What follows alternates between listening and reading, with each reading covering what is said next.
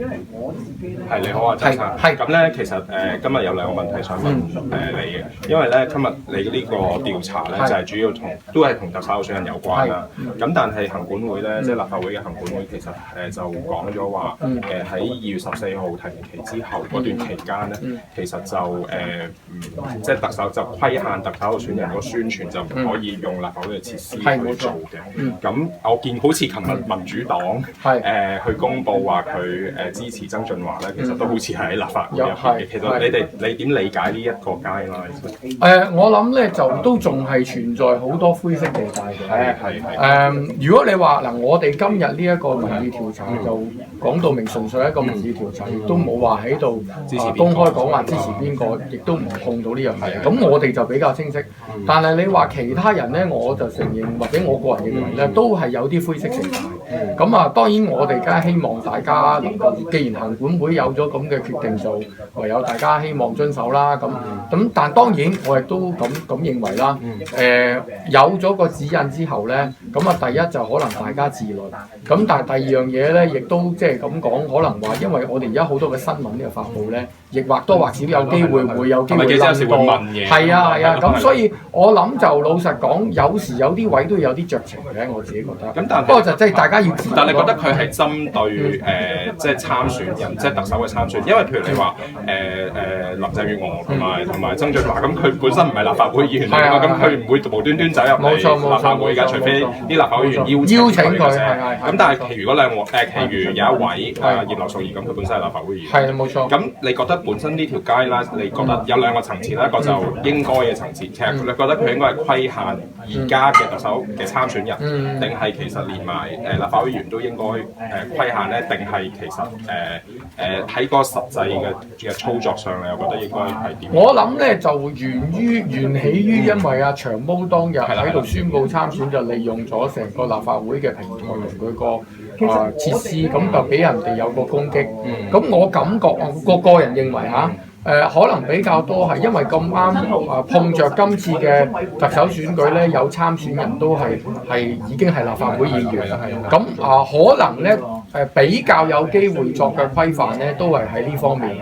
咁你話要唔要去到延伸到去其他立法會議員咧？我諗相對程度上就冇咁高嘅。即係其實如果譬如一班立法會議員，咁佢哋又係選委，咁佢哋hold一個記者會，話支持邊個，其實你覺得有冇問題？呢個都有少少灰色，我都覺得有少少問題嘅。即係我哋希望自律咯。當然你話佢可以拗嘅話，喂，我出嚟講，我講緊好多，即係其實我講緊好多唔同嘅意見，或者表達緊所謂市民嘅聲音。咁我最後先一句話咁啫。咁佢可以咁拗嘅。咁但係當然我都希望大家自律。咁你哋會點處理咧？你圍黨，即係譬如有啲記者兩個問題啦，一係就譬如喺咪兜講兩句嗰啲，咁有記者問，喂你哋決定咗支持邊個，或者問你本人投名咗邊個未？咁你會點處理呢啲？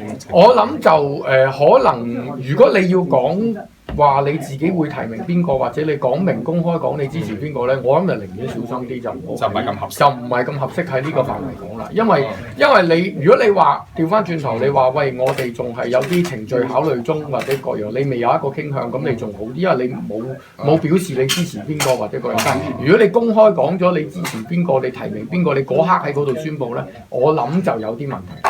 咁但係以你所知個 guideline 咧係純粹係一個 warning，定係其實已經除咗 warning，同一時間已經係會將呢一個記錄在案，同埋會CC 去呢個 ICAC 咁樣。以你嘅我嘅理解就先係指引先啦，有警告性咯。咁佢係啦，咁我諗你話係咪會即刻就會去作進一步？就我諗行管會自己都會再考量嘅，因為可能佢哋都會即係留翻一啲少少餘地，有個酌情咯。好，咁呢個完，咁跟住就七警案。咁七警案咧，其實咧今日咧法官就好詳細咁樣講，佢有考慮到求情嘅理由嘅。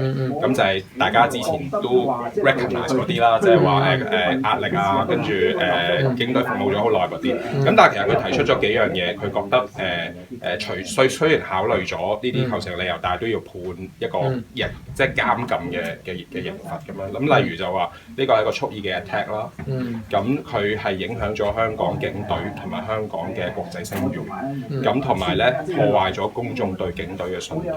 咁你覺得呢一集法官所提出嘅理由會唔會 outweigh 咗大家所講即係嗰啲咁樣嘅？OK， 嗱，我咧就相信稍後咧都想可能細心詳細咁去研究下相關嘅判詞。但係咧，我容許我表達個意見咧，當然香港法治社會咧，我哋係尊重法庭嘅判決。然而咧，容許我咁講咧，就係喺今次嘅判刑，我見到係講緊2年。我亦都做過一啲嘅 research 啦。過往其實有一啲相類似係襲擊引致人身傷害嘅案件咧，其實佢嗰個判刑由社會服務令去到可能係監禁幾個星期，到可能係幾個月、半年以內，都係警隊嘅。唔係其他人。咁有咁嘅情況。我自己會覺得2年呢個數字同我剛才講嘅都真係有一段距離。咁你問我，我會覺得當然法官會考慮頭先講嘅一啲嘅理由，例如話佢係警隊，佢會打擊到聲譽這樣那樣嘅諗法。但係我都係覺得2年呢一個嘅數字咧，我認為係重嘅，或者話判監係呢個判監嘅刑罰咧，我認為係好重。咁我係希望能夠從輕發落嘅，所以我相信佢哋警隊都會即係涉事嘅警員都有機會會考慮上訴。咁香港亦都係一個法治社會，你係容許有個上訴機制。咁我可能相信佢哋會考慮呢樣嘢嘅。我最新聽到嘅消息就話佢哋會上訴，但係要搜集一啲資料，咁所以可能都要需時一段時間咁。咁但係嗰樣嘢你頭先都講啦，其實你都睇過一啲案例，其實係緩刑都有呢啲example 嘅。咁但係我哋一般嘅認知就係話，如果牽涉嘅人係一啲公職人員，我哋唔知遲啲阿曾蔭權會點判，冇人知。咁但係如果嗰樣嘢係牽涉公職人員，佢係執行緊職務嘅情況底下，有意或者無意去做咗呢啲叫做 misconduct 嘅行為，咁你又覺得呢個考慮嘅因素應該係點樣去考慮？即係我諗用呢個考慮嘅因素，當然我係理解。